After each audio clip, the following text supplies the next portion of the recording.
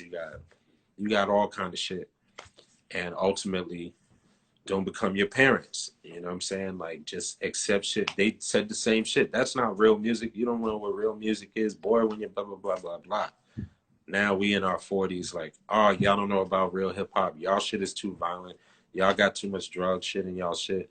How much drug references we got through our hip hop generation? How many gun references we got? How many, you know, I stab your brain with your gun, but with your nose bone. I stab your brain with your nose bone, right? Like, and I've had these convos, and my boys Right. are like, yeah, but that's more lyrical though. That's more lyrical. Like, yeah, but but the visual, bro, is still like I stabbed his brain with his nose bone. Like, and so, you know, Right. it's a trip. Yeah. What were some of the biggest obstacles you had to come across getting the Lyricist Lounge to where you wanted it to be?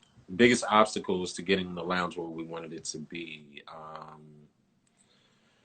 Well, it's still not where I want it to be. Never has, which I think is a good thing, keeps me going. But we went through stages, you know what I'm saying? Like, we've been through a lot of different stages. We've gone through a lot of different stages around, like, going from like just being an underground brand in the early 90s and being kids to like being respected as adults doing tours, right? Going from doing just like the little mixtapes, you know, for Echo or whatever, to closing the deal with Raucus and, you know, releasing our own music. And so the obstacles, they weren't obstacles along the way as much as they were just levels to just like, I was always like trying to search for better or bigger, you know? It was always like I'm in need for like a better venue. And then we would get a better venue. We'd want a better venue or a bigger venue. And we get a bigger venue. And then we're like, fuck, we want a TV show. And we get a TV show. And we're like, oh shit, you know, what should we do now? You know? Oh, let's start a company. We started a company, raised $500,000. Okay, cool. Shit's going down. Oh, you know, well, we need Jewish partners. Okay, we got Jewish partners. Like, what else do the fuck we have to do to be like where we want to be? And that whole experience was, you know, I don't know, man. That challenged us. You know, look, moving to the next level is not always the best thing, right? Growth is not always good. Contrary to how anybody fucking thinks, growth is not always good for your company. Your company has to be able to handle the growth and be prepared for the growth and get advice on what the growth may impact so you can prepare and really go through that shit. But you don't just, you know what I'm saying? And sometimes, like, the people who've made it, sometimes it looks like, oh, well, you know, they did it, but it's it can really they don't count the amount of companies that have failed because of it. A lot of companies have failed because of their biggest project, you know, because they didn't do it right, and it imploded them. Do you think you guys expanded and grew too quick? I think we hit a growth spurt that we wasn't prepared for, and then there were personal. Like, my mom was sick at a critical point in my career. She was sick for 10 years, so the growth of our company, while my company was growing, my mother's health was declining, and so I was going through this weird thing of like, you know, especially when it was here, it was like kind of happy, kind of unhappy, and then it was like the bigger the deals got, the more her health was like failing her, bro. And I just, you know, it was the weirdest thing. And so when she passed, that's when kind of like I had a moment to kind of get myself together and understand a lot of shit. But yeah, it wasn't. Was it growing too quick? I think it was just timing. You know, we 9/11 happened right when we just started to raise our money. You know, 9/11 hit, and that killed a lot of the financial industry, especially when it comes to, you know, people investing. Similar to now, right? So 9/11 was like COVID part one, you know, in a sense, to what we're doing now. So um, it was the timing. I think we paced ourselves really well. That was 2001. So from 91 to 2001, like we paced ourselves pretty well for 10 years between doing a gang of showcases and learning the ropes and making like major credit on the streets. You know what I'm saying? Credit amongst the industry, credit amongst talent, you know, becoming legendary in them times, pre-internet, you know, giving out 20,000 flyers by hand per event, you know. And so growing from those things, like I said, we put in work. Magic 8 years, like we were everywhere that everywhere needed to be. And from there, moving into the Raucous deal, I think the MTV show, that was a stretch. I think at that point that was a stretch. That was like, okay, it's a lot going on. It's officially a lot going on. Because we got an MTV show, we're planning a tour, and we're being like forced and pushed to like work on the second album. That's why the second album sounds very different than the first album. You know, the first album, like a lot of people talk about their freshman albums, is the culmination of your whole buildup. The second album, your sophomore, is like this rush to follow up what took 6 years or 7 years. You know what I'm saying? So like, it's always a weird thing with anybody's album. But first one was just us making a big ass statement of like, this is what Lyricist Lounge is, you know, as much as possible, you know, by making people feel like they were there. And then the second album was just like a fucking flurry of like shit going on, you know.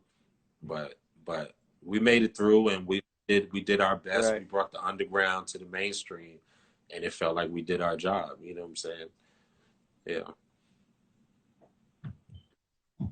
Do you particularly regret doing the MTV deal?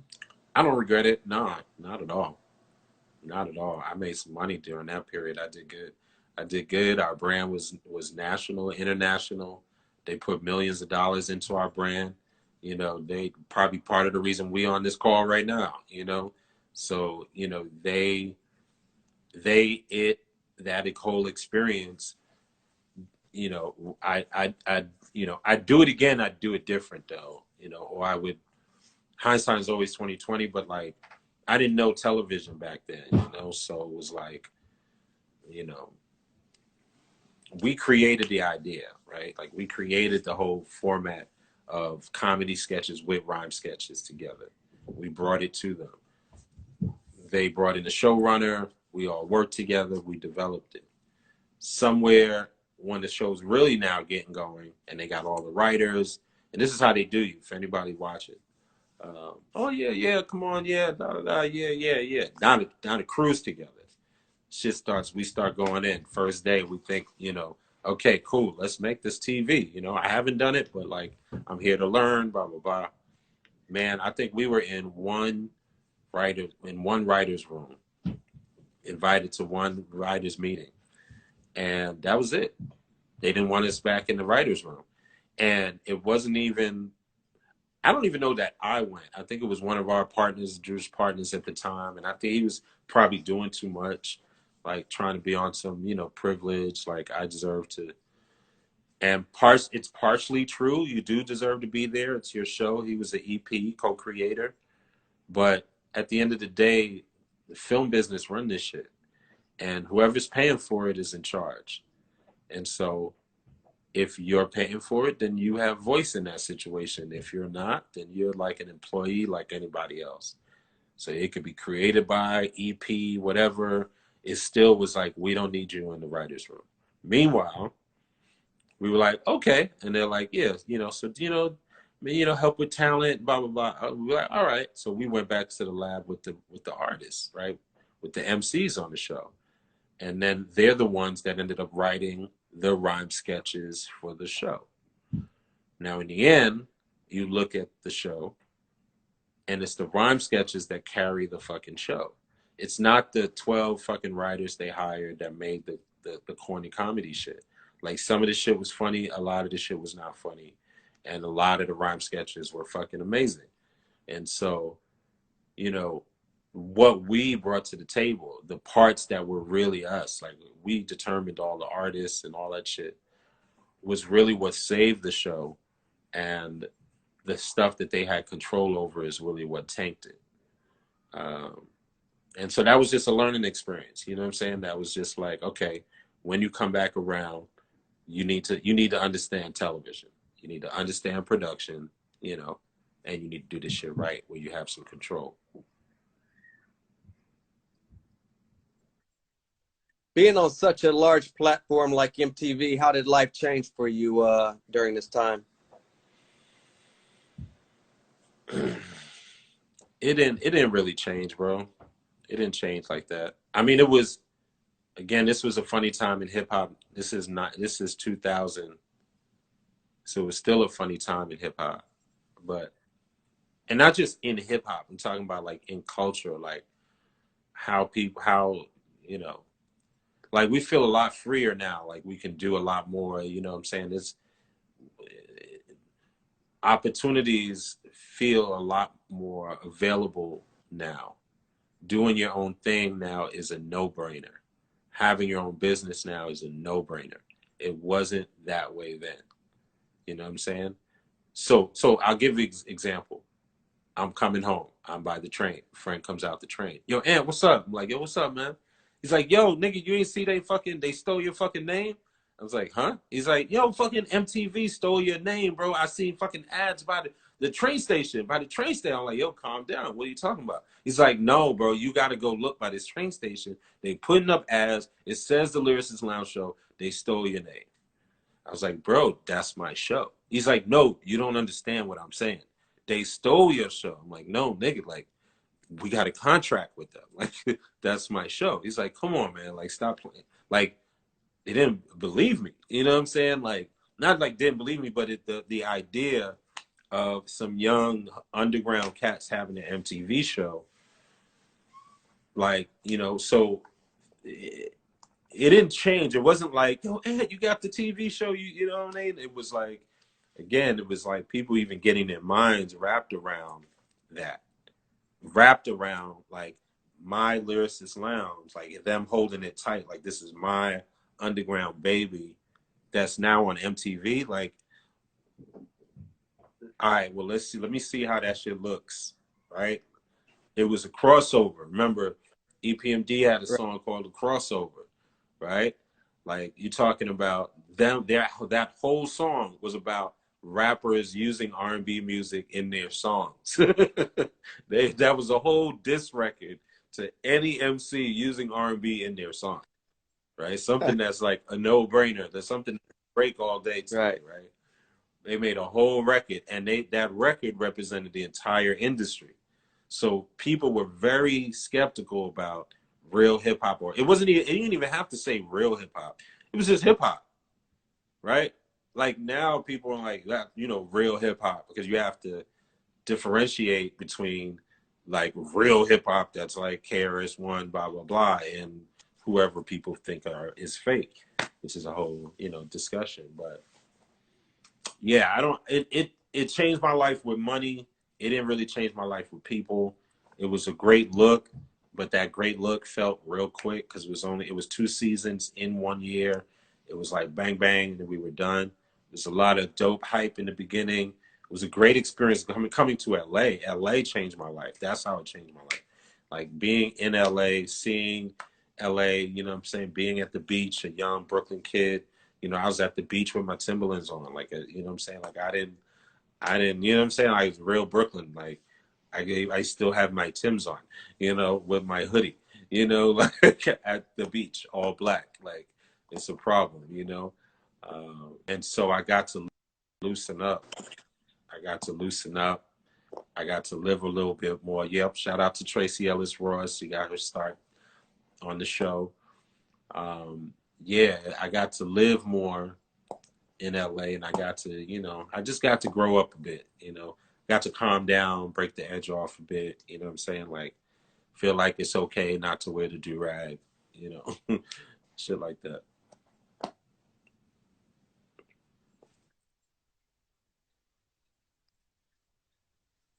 Throughout all the years, what would you consider your greatest Greatest memory memory. of the Lyricist Lounge? I think one of the greatest memories, it's kind of like two and it's right around the same time, but there's a lot of great memories. I'm gonna tell you a few. Um, uh, Lord Jamar brought, and shout out to Dead Prez, brought us the Dead Prez demo on the tape back in like whatever '05 or some shit, and we put them on the show around that time at Tramps, a club called Tramps, and they rocked, and it was great. They had like, you know, everybody up there, camouflage and dreads, and you know what I'm saying, and chew sticks, and you know, the flags, and the shit was just, you know what I'm saying, RBG shit, you know, red, black, and green shit everywhere, and I remember, so my mom used to come to every event, like every event, God bless her, right? And to the point where, like, you know, it was no rules back then. Niggas is smoking cigarettes and weed, and everybody would have to be like, yo, this area, everybody on this area on the left side, my mom is right there. No smoking around mom. And everybody be like, yeah, no doubt, no doubt. Like we was a family. But but yeah, it was Tramps. I'm sorry, I was losing my point. My mom comes home that night and or the next day, and she's like, Anthony, you know, I really I had a good time last night. And I was like, all right, mom, that's what's up. And she's not like, my mom is gangster. Like she sold weed 30 years throughout Brooklyn. Like she's not a regular mom. You know what I'm saying? Like this is some Trini Jamaican style, like West Indian hardcore. Who sends her club or lets her son go to the clubs at 14 years old, right? Like me and her had another level of trust and love, and so I really value her opinion. She's like, no, I had a good time, you know, like I like Mos Def and Talib, but I really like that Dead Prez. I really like that Dead Prez, like, and I'll never forget it because it was like she would call it, like she loved Most, she loved choir, like all the shit, but she was like, but it was all the red, black, and green and Selassie and shit. Like but she was into it. She was into it. So that was one. Another one was obviously the show I talked to you about with Eminem. That was a classic night. People gonna hear more about that. That was probably one of our best shows. The Big and Puff, absolutely classic night.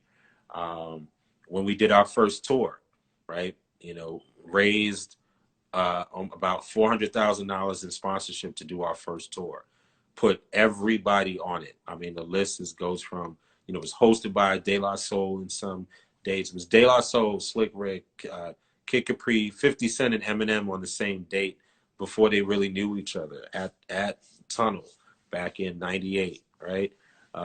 Pictures of them out there is like their first real like connection, and Eminem's not big and he's not big, and they're just like, you know, young folks out there. But that tour was phenomenal. We murdered most of the dates we did. Famous agency was our booking agent. They booked like 30 dates for us. We smashed all of them. There were a lot of House of Blues dates. And again, this is '98. We had just launched the album, and so, or did we do the tour first? I think we did the tour first. Then the album came, which is crazy. We were selling out without an album. So, like I said, all of those artists, Slick Rick, Exhibit, everybody, just everybody. Black Eyed Peas, Interscope gave us sponsorship to put Eminem and Black Eyed Peas on our tour. You know, $10,000 each. Like, you know, this is major shit in '98 without the internet, without how many followers do you have? Like, no, we got a brand. Just ask about us. Like, people trust us, you know. Um, and that was whole thing was amazing. And the best night of that usually was like I would have my birthday. Um, we did like 7 tours, but we did 3 years back to back, '98, '99, 2000. Then 2001, we started doing them every month, which was like some outer space idea I had that Danny went with. I don't know how we did. We literally had a tour bus start in New York and do like 25 to 30 dates, and then come right back around back to New York and put new artists on that date. So we did like boot camp, and then they left, came back. Big Daddy Kane, they left, came back, and then we did like somebody else with Killer Mike. But those first three, 98, 99, and 2000, were incredible. We bodied every tour, sold out. And every year on my birthday, we landed in San Francisco at the Maritime Hall. We landed in between, would be like LA, my birthday, day after, or some shit. It was like all this beautiful experience. And I would go to the back of the audience, bro, and just hang out. Like, you know what I'm saying? Like, nobody knew me. I'm just like behind the scenes. I come in the beginning. I have my Russell Simmons moment with Danny. We come and say, you know, welcome, and then thank you for coming. But to see our show and to see people having a beautiful time, like, those were the highlights, bro. Like, it's the simple things, man. Like, we were never about the money and the power. We legit just wanted to um, help people get a record deal, and that's what we did.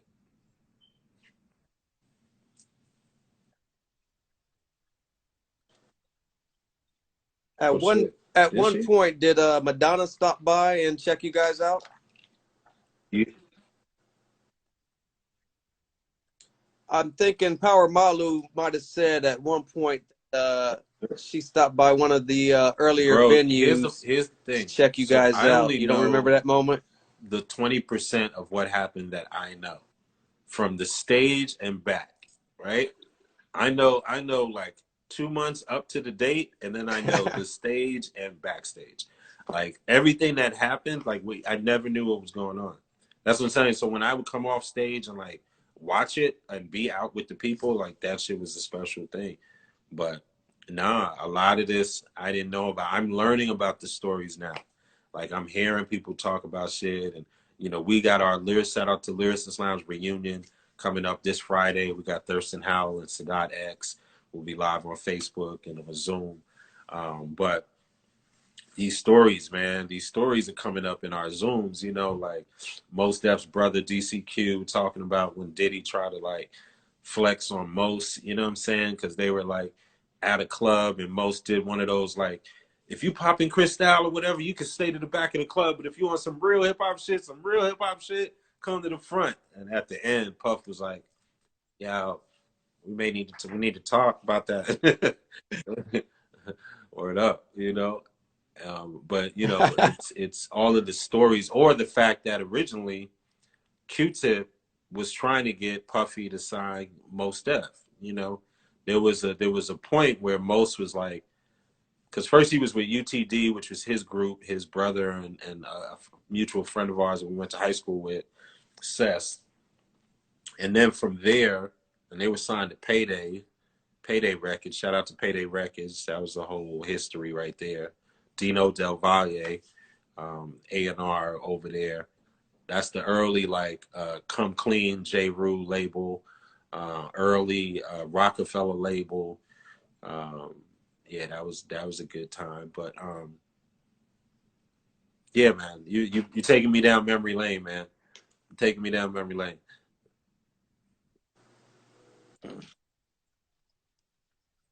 No Yep. doubt. We got about 5 minutes before we get out of here. I just want to thank you for everything you've done for the culture.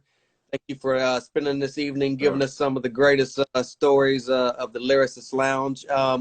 At this point, Whoa. what's What's next for next Aunt for me Marshall? and what should be next for all of us that are facing the next 12 to 18 months, post COVID, or, you know, this new normal of whatever weaponized virus shit is going on. It's really just about focusing on my personal brand, pushing that.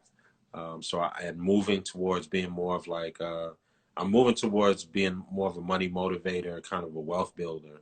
You know, I've always really been about the people, whether it's artists with Lyricist Lounge or, you know, producers and directors with Current TV when I was doing that whole Al Gore shit back then, or, you know, DJs with Master of the Mix.